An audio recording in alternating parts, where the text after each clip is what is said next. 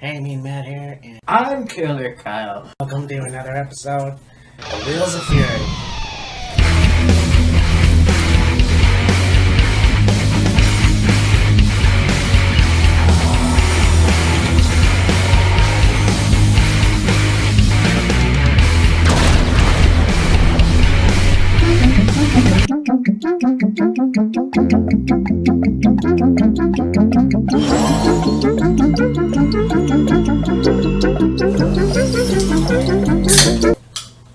Hey, me and Matt here. This is Killer Kyle. Welcome to another episode of Wheels of Fury. And we'd be doing another Impact review. It's Homecoming. Yes. Impact is doing another show, I believe in Nashville. Of course, that's where their roots are. That's where it all began for them. Some 19 years ago. That sounds about right, yeah. Because Impact and Ring of Honor have been around same length of time, and they both pretty much started 2002. Yeah, pretty much. I mean, I remember when they first started with TNA. Yep. And at first I thought it was like some reality show. Well, I guess it wasn't a way, but I didn't get the channel. For some reason, it didn't get Spike, and I didn't even ask for it. My older brother watched it, so Yeah. I eventually watched it, and knew who these guys were, like Beer Money and Samoa Joe and AJ Styles and all those guys and whatever. So this is going to be interesting here because it's a mixed take tournament. Yeah. They're having a tournament, and at the end of it, whatever team is left standing is crowned King and Queen of Homecoming. And it's like, okay, it's a different concept, but it almost sounds like friggin' prom. Yes, I was going to say that.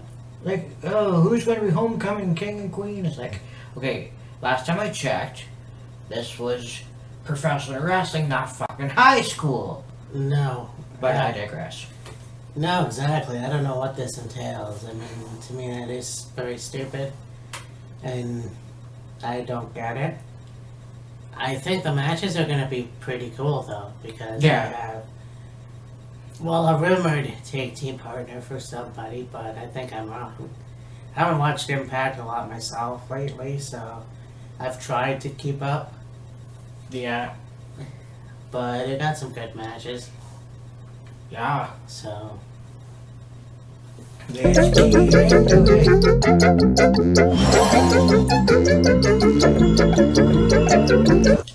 So, on Impact last night, you had an interview with Fire and Flava, and they're talking about, losing the Knockouts tag titles to Rosemary and Havoc, and wanting to get them back. And then here comes Falaba, and he asks for a partner for Homecoming. And it's like, well, wait, who's he asking? Is it Tasha or is it Kira? Kira responds, and he's like, no, I'm not talking to you, I'm talking to her. And Tasha's like, hey, cool, I accept. And it was brought to light not that long ago that Kira Hogan is going to be leaving Impact Wrestling, so it seems to be that they're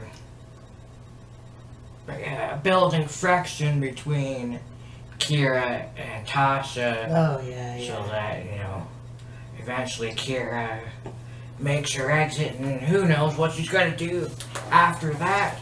Maybe go to AEW, maybe go to WWE, maybe go That'd be interesting, yeah. Ring of Honor. Go to...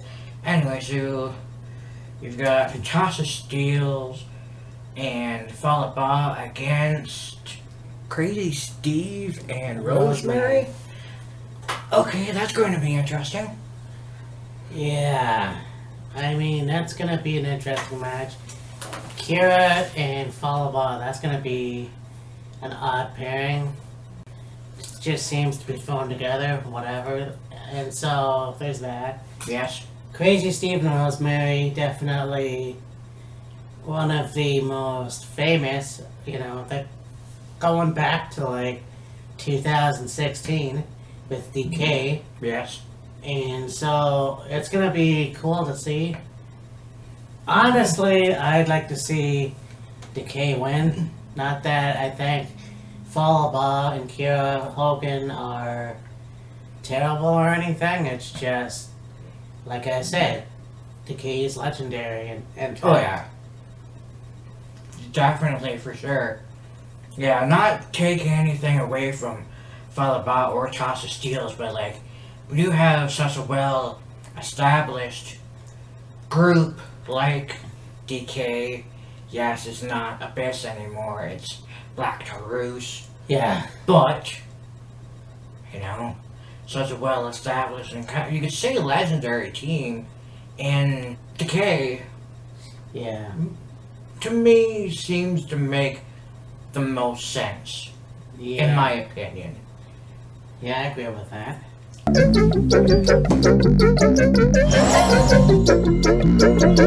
I looked at the set list. I thought I saw that Brian Myers and his partner was going to be Missy Hyatt. I don't know who put that there. Right. Anyways, they're going to take on Tommy Dreamer and Rachel Ellering. Now, Tommy Dreamer, you know, a legend in the business, well made name for himself, ECW, stint in WWE, Mm-hmm. has his own wrestling promotion, House of Hardcore, and, you know, of course, Rachel Ellering being the daughter of legendary manager Paul Ellering. Precious You know, Paul. Precious Paul Ellering. You know, that team, I'm sure, will be a formidable team.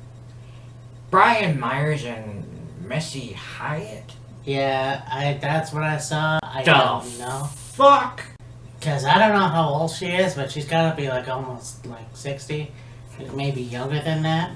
I don't even think she wrestled. No, to my knowledge, she didn't. You know. She did do stuff with WCW back in the day, early 90s, Yeah. but not wrestling. It was more like backstage analyst, if you will. Yeah, it doesn't make any fucking sense. Unless that was, you know, a swerve and That's probably what it could be. Brian Myers' partner's a mystery. Yeah, I'm still gonna take Rachel and Tommy on this one. Yeah, I mean, whoever Brian Myers' partner is going to be will be cool nonetheless. But yeah,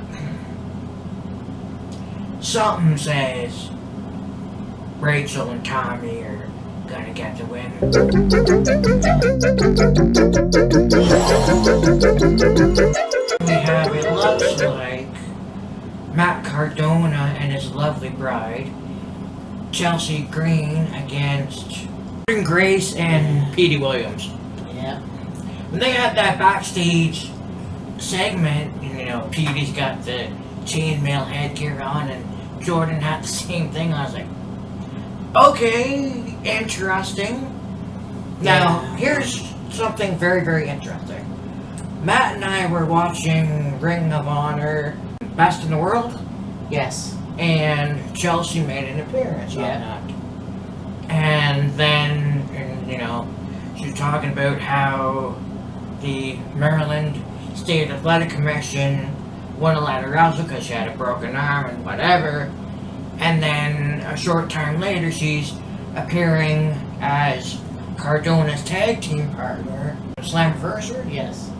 And it's like, so Chelsea's appearance in Ring of Honor was exactly that, just an appearance, and she seems to has signed with TNA, Impact Wrestling, Yeah. on a full-time basis, which is cool, nothing wrong with that. Good for her, go back to, where it all began for her, so to speak. Yes, it's not the Laurel Van Ness character anymore, but I mean, It's still a hot mess. In a way. Ish. Yeah. And yeah. So Little Petey Pump and Mega Pump, I don't know what the fuck they're calling her, Petey and Jordan. That's an interesting tag team. Yeah. You call Jordan the She Beast and, go back to when Petey was being mentored and managed, you could say, by Big Papa Pump, Scotty Steiner, and Little Petey Pump. This should be a good match. I would say Petey and Jordan would get the win on this one. Yep. Cardona and Chelsea did very well for themselves, and I'm sure will do very well for themselves. It's just that aspect of something that says Petey and Jordan will get the win. I mean, Matt just won the GCW title. Yes. From Nick Gage, and then Laurel Van Ness, like Kyle said, made an appearance in Ring of Honor, Best in the World. We saw that. We thought, oh, this is going to be good. Yeah. Then she shows up on Impact, so it's like, what the fuck? So, I don't know. It's just, it makes a lot more sense for Petey Williams and Jordan Grace to win. I mean, Petey Williams has been in the game since the beginning. Yeah. Jordan Grace, well, I don't call her the She Beast for nothing. Yeah. So, yeah, it's going to be a really good match. If Matt and Chelsea win, it's going to be a big surprise. Yeah. So, yeah, I mean, we're both in agreement. We'll see what happens. Yeah.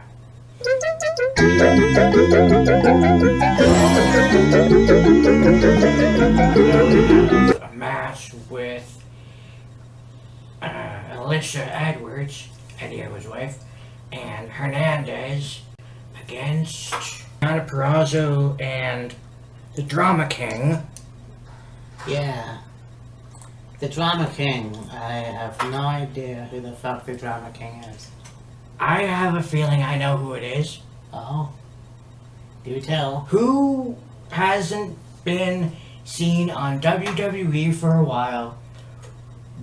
Was solo for a while, but you could say his biggest claim to fame, if you will, was being partnered with Simon Gotch as the Vaudevillains. Seriously? Aiden English? Aiden English, I believe, is now in AEW and is the Drama King. And that also, it was not that long ago, you and I were watching a video on YouTube. Yeah. And they said that he was going to be doing the English commentary for New Japan. Yes. Yeah, okay, New Japan, yeah. Wow. Yeah, that makes a lot of sense, the Drama King. Well, if that happens, that's gonna be fucking great. Yeah, for sure. We'll see what happens because we still don't know. It's a possibility, though, you see Hernandez and Alicia go over. Yeah.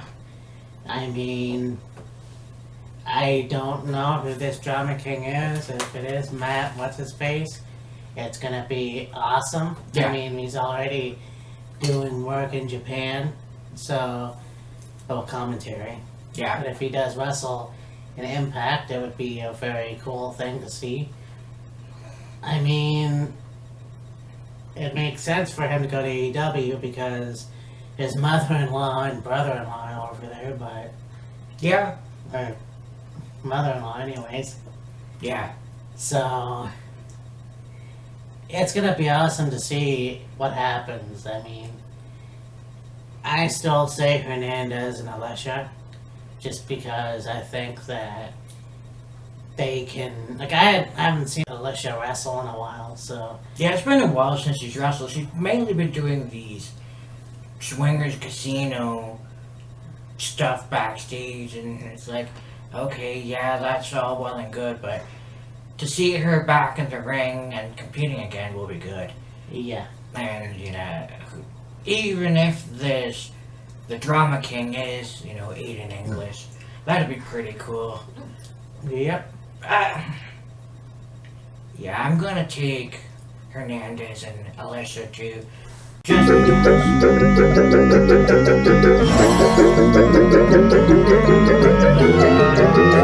And then we go from Alicia to her husband Eddie against W. Morrissey again. This time we go hardcore rules. He's hardcore. He's hardcore. Yeah. Okay, Funk. It's gonna be fun. Yeah. I mean, I'm looking at Jimmy Corderas' video on Facebook. And not just that, but looking at a lot of matches and videos and about too many hardcore matches, and it's coming back as a style. Hardcore matches, death matches, if you will. It's very cool. And I mean, we just saw Callahan and Omega. We just saw Archer and Moxley. You know, this is fucking amazing. Hell, we saw Chris Jericho and Nick Cage. Mm-hmm. So, I mean... Nick Cage and Matt Cardona. Yeah. You know? This is, like, I get a hard on watching these matches. They're exciting. Yeah. My only thing is that you shouldn't have too many of those matches. Like, they should be only for special occasions. Because what's going to end up happening is it's going to get stale. Yeah, I mean, I think AEW will reserve matches like that for not really a special occasion, but like, you know, a once in a while type of thing. Yeah. And it's like, you know, having wrestlers who can be like high flyers. Mm-hmm. You see too many matches that have those kind of high flying spots, and you're like, okay, where's the wrestling? Like, where's the holds and all that shit? And it is thrown in there. But with the hardcore matches, or no holds barred, whatever you want to call it, as much as I love those, it's just seeing too many is gonna be stale very quickly. You know, you gotta span out the matches, and yeah, use them for pay-per-views, but don't use them very often. Yeah. So, you know, Morrissey and Double E, it's gonna be a good match. I believe they wrestled before, I can't remember. And not Slammiversary. I don't think they wrestled prior to Slammiversary. No. Oh, okay. So, obviously, if you look at the status, W. Morrissey is definitely gonna be the winner because, I mean, he's wrecked everybody so far. Now, if Eddie Edwards can pull out a win, hey, that's great. But I honestly can see W. Morrissey win. I honestly think Eddie's gonna win because I don't think W. Morrissey is exactly comfortable and familiar with the hardcore style. Whereas with hardcore, that's fucking Eddie's wheelhouse, basically. Yes. So, I mean, it's gonna take some adjusting for W. Morrissey to that hardcore style. Can he win? Most likely. Will he? Maybe, but I'm gonna take Eddie. Okay. And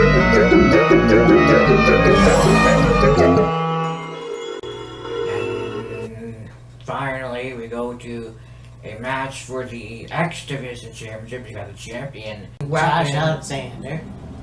Walking Weapon, Josh Alexander, against Black Taurus. Hell yeah.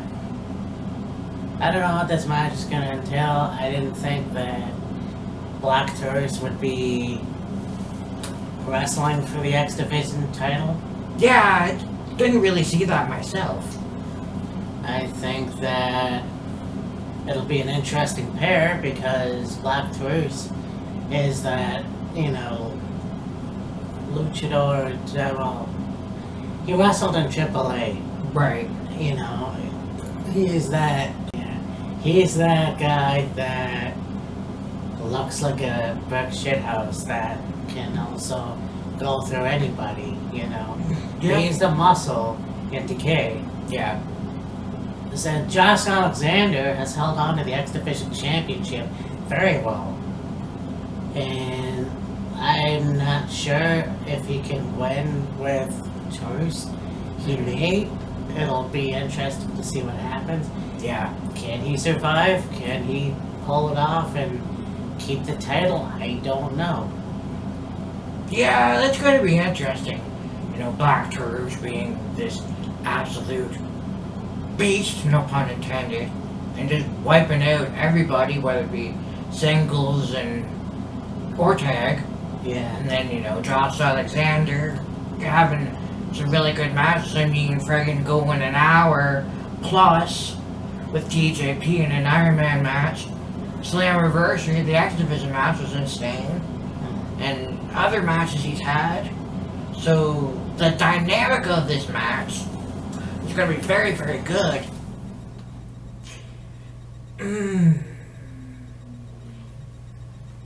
It'll be interesting to see if Josh can retain the title and how he can retain the title. Black Taurus as X Division champion. I don't know about that one. I don't see it myself. I mean, it's gonna be a good match. Yeah. Black Taurus as the X Division champion. That's a difficult one to think about. I mean, yeah, I don't see it myself. I will pick Josh Alexander. Now that I think about it, I want to see him go a little bit longer. And then, who knows, the most professional wrestler, Brian Myers or something like that. Black Taurus, it'll be interesting to see if he could pull it off as the X Division champion, but I don't know for sure. Yeah. Anyways. Yeah. So that was Homecoming Impact. And yeah, AEW is doing the same thing. Homecoming, which will be next week. Yep. So look forward to that. Yeah. And next week is gonna be August, and we have SummerSlam coming up. So, in that mind, next week we're gonna be doing the look back at SummerSlam '99. Right. And then the week after that, and this is what I've been looking forward to doing the most, SummerSlam 2002. Which there was a lot for me to talk about there. Yeah. Yeah. So yeah, we got that lined up for you guys in the next couple weeks. And then, of course, we got SummerSlam. Then you also it's going to be another packed weekend because you got SummerSlam, and then you also got TakeOver 36. Yes, that's going to be fun. And we will, I'm sure, talk about other things that will come up prior to that, but for right now, that's what we got lined up. SummerSlam 98, 1999. and then SummerSlam 02. Yes. Yeah, gonna be fun. Oh yeah, we're looking forward to it. It's gonna be great. It's gonna be great. Anyways, for me and Matt, this is Killer Kyle. We will talk to you next time. DK!